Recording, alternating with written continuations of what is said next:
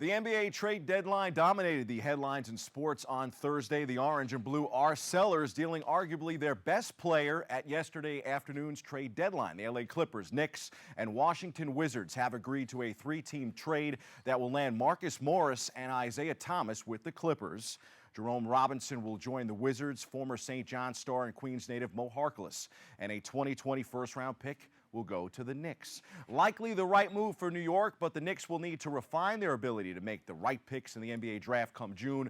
Doesn't matter how many selections you have, it matters more who you take with them. One thing is certain, Steve Mills won't be involved in the process moving forward. The Knicks plan to hire agent Leon Rose as president of basketball operations. Rose would replace Mills, who was fired on Tuesday. Rose's clients at CAA include NBA stars Joel Embiid, Chris Paul, Devin Booker, and Carmelo Anthony. His previous clients included LeBron James and Allen Iverson. Other deadline deals included D'Angelo Russell to Minnesota for Andrew Wiggins, Andre Drummond to Cleveland, and Andre Iguodala to Miami. Sticking with blockbuster names, but moving from the association to the baseball diamond, the blockbuster trade that would send Mookie Betts and David Price to the LA Dodgers has hit a snag. The Red Sox, Jeff Passan of ESPN Reports, were spooked by the medical reports of one of the prospects from the Twins. That deal still likely gets done. Called that one on the show a couple of weeks ago, too, by the way, just saying.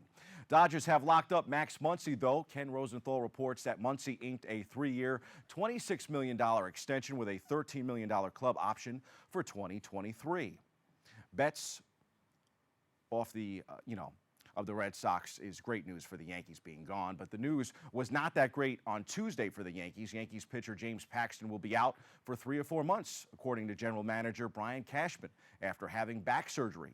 Paxton was supposed to be the number 3 starter for the Yankees. He underwent back surgery, according to Cashman. Paxton started having some back problems at the end of last season, but responded well to treatment until a setback last month. The lefty went 15-6 with a 3.82 ERA and 29 starts, his first with the Yankees. He won his previous 10 starts in a row and was 1-0 with a 3.46 ERA and 3 postseason starts, allowing 5 runs in 13 innings. Not bad at all.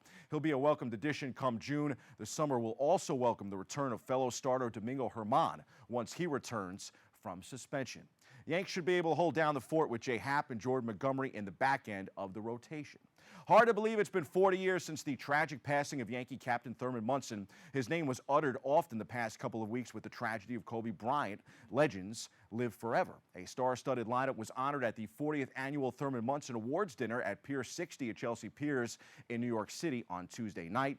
Our BronxNet cameras got a chance to be part of the benefit for charity, which assists children and adults with intellectual and developmental disabilities. The honorees were New York Yankees standout second baseman Gleyber Torres, Thurman's teammate and World Series champion Lou Piniella, New York Mets hard-hitting infielder J.D. Davis, former Mets captain and ace relief pitcher John Franco, and Naismith Memorial Basketball Hall of Famer Nancy Lieberman. Here's more. Thurman was revered and liked in this city. The fact that Diane has put in all that time and hard work to keep this going, it's a tribute to her. And this charity does a wonderful work here in the New York area. Diane has filled me on the things that they do, so it's a win-win for everybody. And Diane's a special lady, believe me. How much did you know about Thurman Munson coming into tonight? A lot. My first year when I was rookie, I heard too many history about him, like he do our community in New York to the kids and everything. So it was amazing when I heard the news. I got the award for me. I feel really great. I'm just trying to continue to Munson do it. And also when he was playing with the Yankees, he was great. So I'm just try to do the same thing. For my charity to build parks, we have 88 dream courts around the country. We have over almost 4 million children on our courts. We've sent 70 high school seniors to college. So, like the first half, I was a poor kid with no father, no food, no heat, no electricity in Far Rockaway. I was hopeless and helpless, and people changed my life.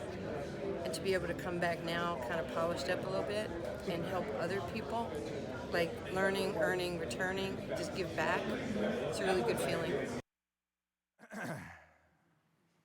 Time for some quick hitters from around the world of sports. We kick off our NBA coverage at the start of the week with the Brooklyn Nets. Subpar game for snubbed All-Star Devin Booker and the Suns. Final score, Nets 119, Suns 97. Karis LeVert had 29 points for Brooklyn in the win. The Nets continued their win streak in a victory over D-Russ, then with Golden State on Wednesday night.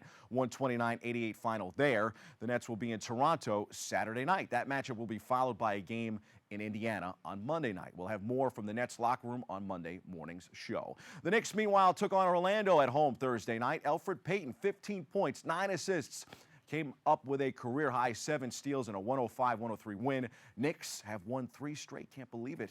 Gianna Bryant's school retired her number 2 basketball jersey on Wednesday night in a ceremony that paid tribute to her memory. Gianna, her father, Kobe Bryant, and 7 others died when the helicopter they were flying in crashed in California last month. Students and staff of Harbor Day School in Newport Beach took to the podium to talk in glowing terms about how Gianna had always been a leader and joy to be around. A memorial service celebrating the life of Lakers legend Kobe Bryant and his daughter will be held the morning of February 24th at Staples Center in L.A. There is significance in the date, which reflects the basketball jersey numbers worn by Kobe, number 24, and Gianna, number 2. Staples Center most recently has staged memorials celebrating the lives of entertainers Nipsey Hussle and Michael Jackson. In racing, the 14-year-old son of 2-time Indy 500 winner Juan Pablo Montoya is set to make his single-seater debut this season. Look out for Sebastian Montoya in F4. The NASCAR season begins next weekend with the Daytona 500. The weekend for lovers will also feature a heartfelt NBA All-Star game in Chicago, where there will be plenty of tributes for Kobe Bryant. Formula One would seek to reschedule the Chinese Grand Prix if it has to be postponed due to the coronavirus epidemic, according to Motorsport Managing Director Ross Braun. The high-profile race in Shanghai, due to be broadcast to many millions of television viewers around the world, is scheduled for April 19th. Rena, the virus now affecting my racing. No bueno. I guess when you haven't won the Super Bowl in 50 years, things can get to fans' heads just a bit. Kansas City police nearly opened fire at a man who led officers on a car chase down the KC Chiefs Super Bowl parade route Wednesday morning. Police Chief Rick Smith said on Thursday. Ultimately, officers instead used a tactical maneuver seen there to end the chase, blocking the car in before it could reach crowds gathered near Union Station. Well, I may not have, racing in China Arena, but there's always Kansas City. Kansas City, here I come. But my favorite post-Super Bowl story is definitely this one. The fallout from the Super Bowl 54 halftime show continues, with one man so shook from seeing the skin of Jennifer Lopez and Shakira that he plans on suing the NFL, Pepsi, and his local cable company. A Christian activist who is clearly trying to get attention for a podcast he hosts has announced that because viewing the halftime show in which J-Lo and Shakira gyrated for about 15 minutes could put him in quote-unquote danger of hellfire. The Ohio native, who claims he turned off the halftime show because he didn't want to let the spirit in his house, is angered by the crotch shots and took to Facebook to ask for a lawyer to help him file a lawsuit. Where's David Lesh when you need him? This weekend, the XFL gets rolling in its reboot, folks. The New York Guardians play their first game at MetLife Stadium, 2 p.m. in the Meadowlands on Sunday.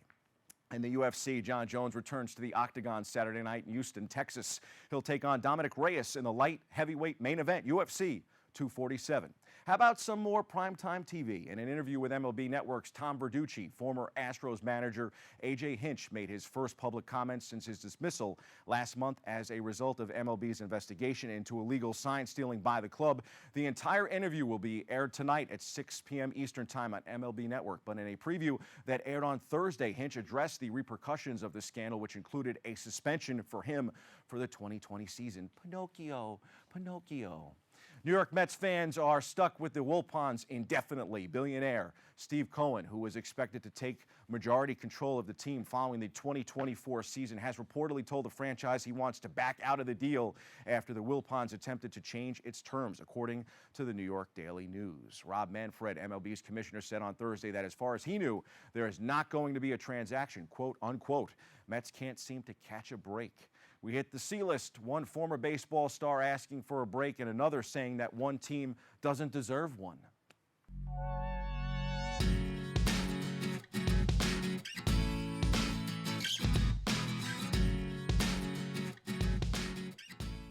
Pete Rose asked Commissioner Rob Manfred on Wednesday morning to remove his name from Major League Baseball's ineligible list, which would allow the all-time hits leader to be considered for induction into the Baseball Hall of Fame at Cooperstown. In a petition sent to the MLB Commissioner's office and obtained by ESPN, Rose and his lawyers argue that Manfred has recently opted not to punish players guilty of major game-changing rules infractions, and as a result should end Rose's 30-and-a-half-year ban for gambling on baseball while he was manager of the Cincinnati Reds. Provides a good question here. Who did worse? Rose, players who took performance-enhancing drugs, or the players involved in these sign-stealing schemes by the 2017 Houston Astros? For more, Rose should be included in the Hall of Fame, yet, I would wait until he passes away, actually. He deserves to be in the Hall of Fame, just not to be celebrated while he's alive. That's just my 2 cents. And perhaps the same for the known steroid cheats. I believe Barry Bonds and Roger Clemens deserve enshrinement someday. Maybe Rose has waited long enough. Baseball can do the same with Bonds, Clemens, and others. Or they can, do what maybe the real home run king thinks that they should do with the Astros. Hank Aaron, one of Major League Baseball's greatest living icons, has a take about the cheating scandal that will raise some eyebrows in Texas. In an interview that aired Thursday, Aaron was asked by the Today Show's Craig Melvin if he thought the punishments were fair in the sign-stealing scandal. Aaron's take, quote unquote, "No, I don't think," he said. "I think whoever did that should be out of baseball the rest of their life." At the end of the day, that might be a home run of a take after all. So maybe no Cooperstown for Rose or the steroid cheats, and maybe no baseball for the Astros either. It is an interesting, thought to ponder, Rena. That's your sports. I'm Bobby C.